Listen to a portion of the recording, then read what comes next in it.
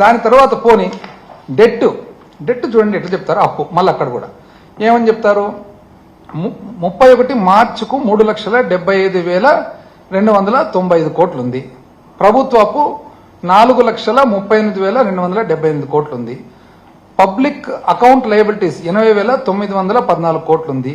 Corporation అప్పులు అంటే మన వివిధ డిస్కాములు, విద్యుత్ సంస్థలు, సివిల్ సప్లైస్ కార్పొరేషన్ అవన్నీ కలిసి 2,48,677 కోట్లు. సివిల్ సప్లైస్ 36,000 కోట్లు. విద్యుత్ సంస్థలు 34,000 కోట్లు. 1,13,000 కాంట్రాక్టర్లకు వేయాల్సినవి, ఎంప్లాయీస్ కు 21,000. ఇవన్నీ లెక్కేసి 9,74,556 కోట్లు మీరు ఇచ్చిన లెక్క. 9,74,556. ఇది సాక్షాత్ అసెంబ్లీలో గౌరవ ముఖ్యమంత్రి గారు ఇచ్చే ఇది. 14 లక్షలు ఎక్కడ పోయిందండి?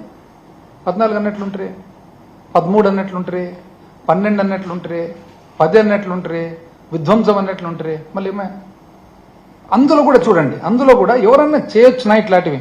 ఇప్పుడు వాస్తవానికి 4,38,278 కోట్లు అప్పు. మీరే చెప్తున్నారు కదా అప్పని, మీ ప్రకారమే పోదాం, ఎందుకంటే బుక్కులలో కూడా అంతే రాసినారు. ఆ తర్వాత 80,914 కోట్లు పబ్లిక్ అకౌంట్, రైట్, బుక్కులలో ఉంది, దాని ప్రకారం పోదాం. ఆ తర్వాత కార్పొరేషన్ అప్పులు మీరు 2,48,677 కోట్లు అని మీరు అంటున్నారు. కంట్రోల్ అండ్ ఆడిటర్ జనరల్ వచ్చేసి 1,54,797 కోట్లని కంట్రోల్ అండ్ ఆడిటర్ జనరల్ అంటున్నాడు. మళ్ళీ మీరు కరెక్టా, కంట్రోల్ అండ్ ఆడిటర్ జనరల్ కరెక్టా? దేశానికి సంబంధించిన ఇండిపెండెంట్ ఆర్గనైజేషన్ లెక్కలు చూసేదే వాళ్ళ పని, లెక్కలు రాసేదే వాళ్ళ పని. వాళ్ళు చెప్పినది కరెక్టా, వీళ్ళు కరెక్టా? అసలు ఆశ్చర్యం, ఈ మధ్య కాలంలో నేను అమెరికాలోనే ఎక్కడో ఒక అబ్బాయి యంగ్స్టర్ ఏదో ఉద్యోగం చేస్తున్నట్టున్నారు, యూకేలోనో అమెరికాలోనో ఐటీ ఉద్యోగం. ఆయన ఎంత బాగా చెప్పినానంటే, నాకెందుకు డిఫరెన్స్ కనపడుతుందండి, ఈ కూటమి వాళ్ళు ఏది చెప్పినా కూడా ఒక్క రోజు కూడా ఒక సోర్స్ చెప్పరు. వేరేజ్ వైసీపీ వాళ్ళు కానీ జగన్మోహన్ రెడ్డి గారు కానీ ఏం మాట్లాడినా కూడా అది ఆర్బీఐయా, అది సిఏజీనా, అది MoSPI, ministry of statistics and programme, ప్రతి దానికి ప్రతి ఫిగర్కి ఒక సోర్స్ ఉంటుంది. వీళ్ళది ఒక్క సోర్స్ కూడా ఉండదు. ఏంది ఇది అంటారు. 1,54,797 కోట్లు అయిపోయినా.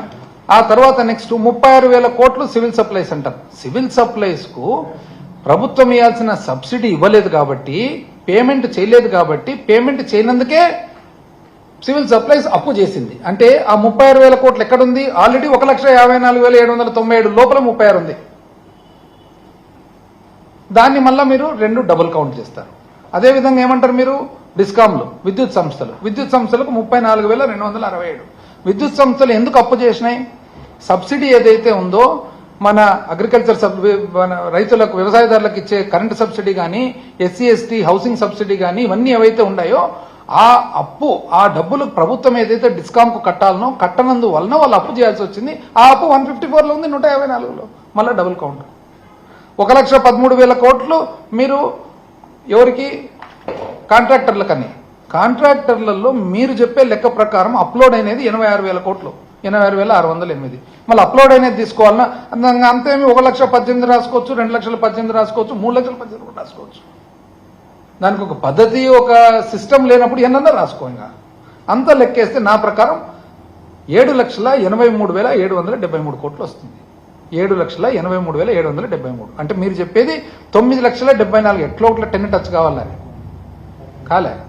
అయితే యాక్చువల్గా అందులో 3,90,247 కోట్లు, అంటే లెటస్ సే 3,90,250 కోట్లు అనుకోండి, మేము పాలనలోకి వచ్చినప్పుడు ఉన్న అప్పు.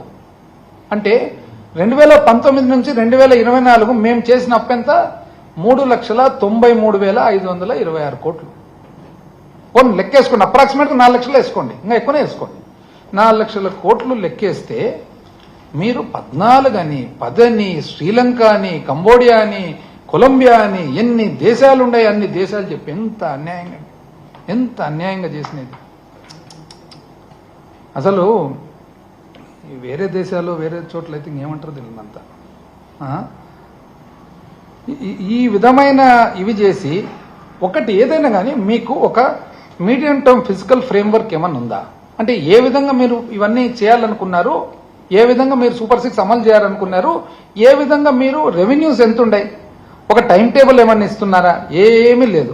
మీకు ఏ విధంగా ఎట్లా నచ్చితే అట్లా చేసుకుంటూ పోతుంటారనమాట.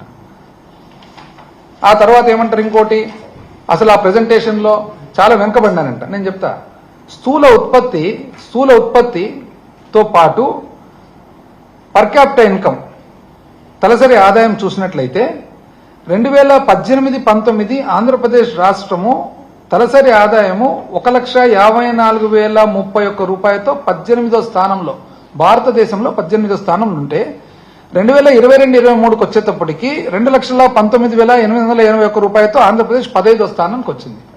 18 నుంచి 15వ స్థానానికి వచ్చింది. ఎప్పుడు కూడా నీది నాది అని లెక్కేస్తే ఎట్లవుతుంది? భారతదేశంతో పోల్చండి. 2014-15 నీ ఫిగరు భారతదేశం ఫిగర్తో పోల్చండి. 2019-24 నీ ఫిగరు భారతదేశం ఫిగర్తో పోల్చండి. నీకు నాకు పోలిక పెడితే ఎట్లా అవుతుందండి? యావరేజ్తో కదా చూడాల్సినది.